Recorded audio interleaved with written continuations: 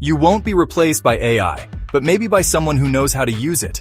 AI is changing how we work, making it impossible to ignore.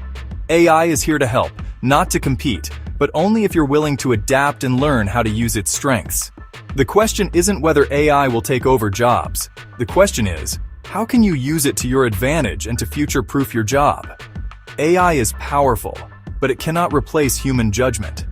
Algorithms might outperform us in analyzing vast data sets, but they lack creativity, empathy, and cultural awareness. Think of AI as the ultimate assistant working behind the scenes. Here's a fascinating trend quietly unfolding in Germany: a professional managing AI agents. A human employed specifically to guide and maximize the output of multiple AI platforms.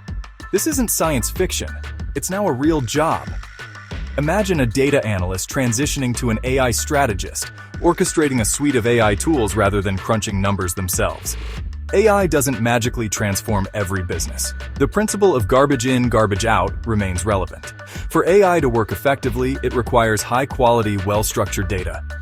From chatbots streamlining inquiries to platforms predicting project delays, AI is only limited by the creativity of humans using it.